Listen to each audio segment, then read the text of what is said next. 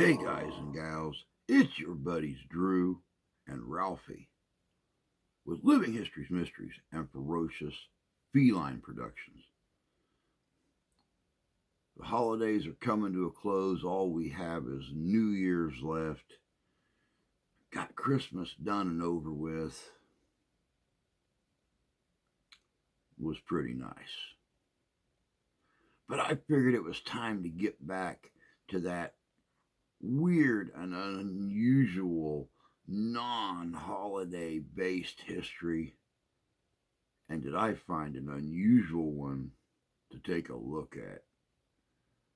It's been requested in the past that we look into different forms of torture throughout history.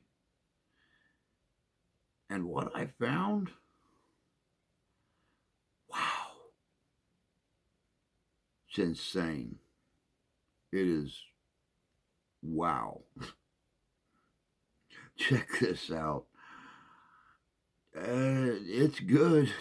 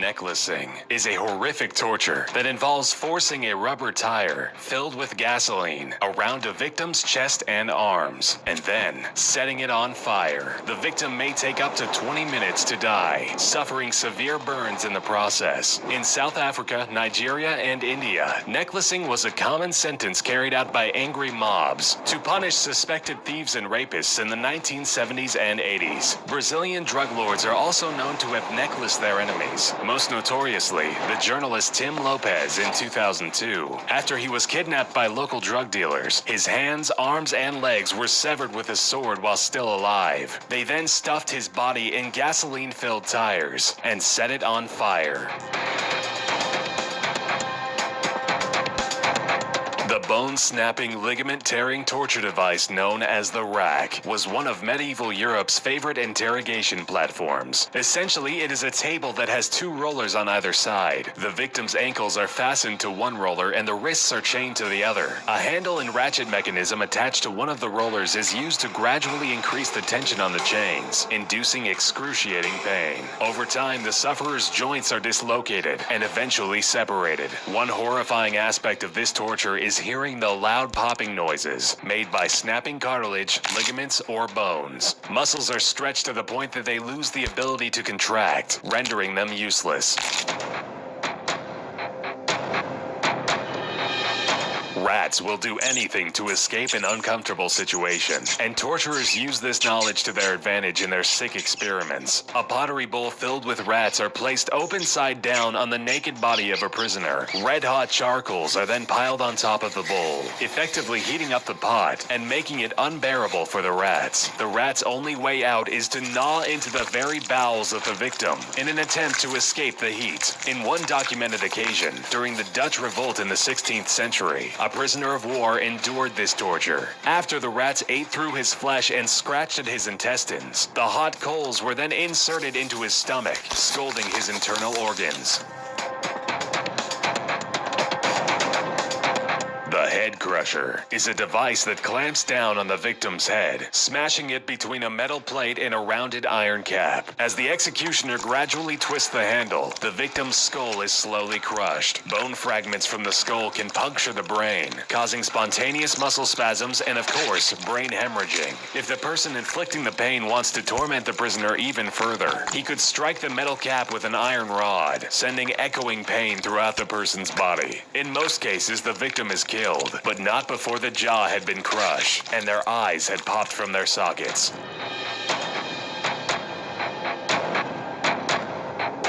The Tucker telephone was an electroshock apparatus used in Arkansas Tucker State Prison in the 1960s and 1970s. Inmate doctors would use this torture device on unruly prisoners. The device worked by placing a ground wire around the big toe of a prisoner while clamping the hot wire to the person's genitals. The wires were then hooked up to a telephone that had been modified to send electric shocks. As the phone was being cranked, piercing electrical currents were sent throughout the prisoner's body. In prison slang, a long-distance call was a series of electric shocks in a row. Any inmate that passed out from the experience would be splashed with cold water and shocked again, intensifying the agony.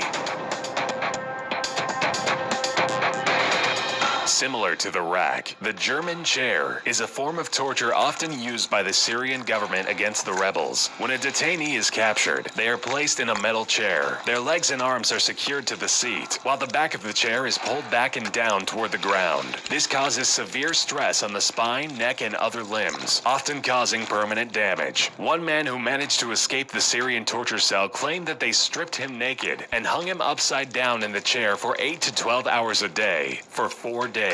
He says the pain was so excruciating that he begged his captors to kill him. He still has uncontrollable twitching as a result of the torture.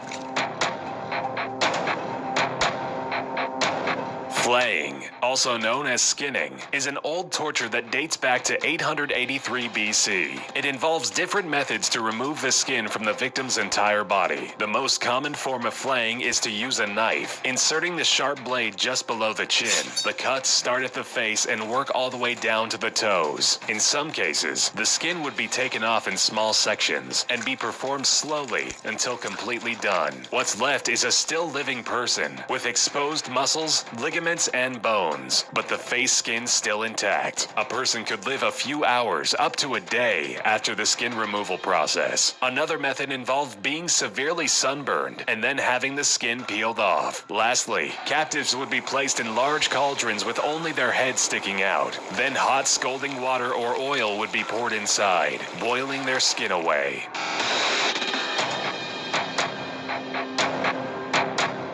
Impalement was and is one of the most gruesome ways of dying imaginable. The arms and legs are strapped to the ground by pegs, rendering the person immobile. A large oiled wooden stake is gradually forced into the body, usually into the anus. They made sure that the stake wasn't too sharp, or the victim might die too rapidly from shock. There were many instances where victims were impaled through other bodily orifices, or through the abdomen or chest. Infants were sometimes impaled on the stake, forced through their mother's chests. When the pole was then raised upright, the victim was left to slide down the pole with their own weight. It could take the victim up to 3 days to slowly die. This method of torture dates back to 1772 BC, but was made famous by 15th century Romanian Vlad the Impaler. Bram Stoker's 1897 novel Dracula was inspired by Vlad's name and reputation. Recorded instances of impalement are as recent as 1919, during the Armenian genocides.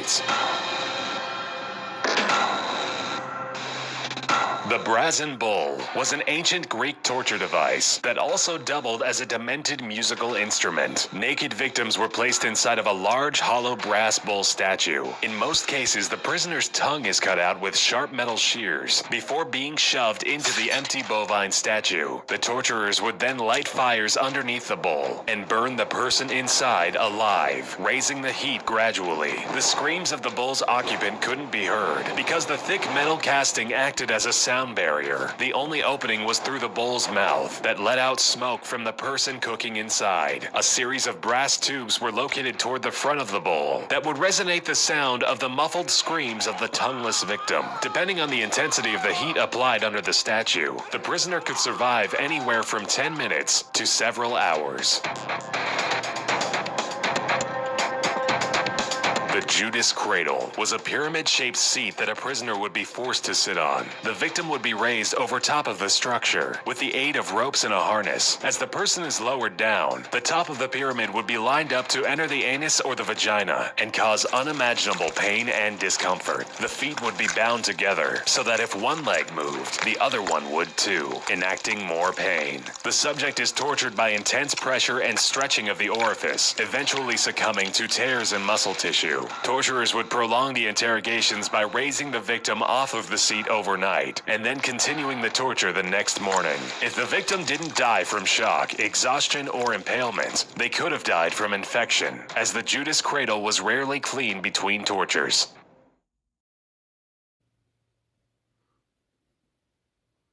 Welcome back. You know, it's like I was saying in the beginning. This was a request multiple times from different viewers and family members on the channel, and I wanted to look into just how insane some of these forms of torture throughout history really were. It's amazing how different torture techniques were integrated, and I'm just about without words. It just blows my mind, being the peaceful person that I am, how people could develop, create, and utilize these forms of punishment and torture on other individuals. It just goes to prove there are no limits to one's imagination, to one's creativity, and to the dark side of humankind. But that's all we got for you today. I hope you enjoyed this look at historical forms of torture. Go from one extreme to the next on this channel. Just a couple days ago, we were talking about Christmas. Wow.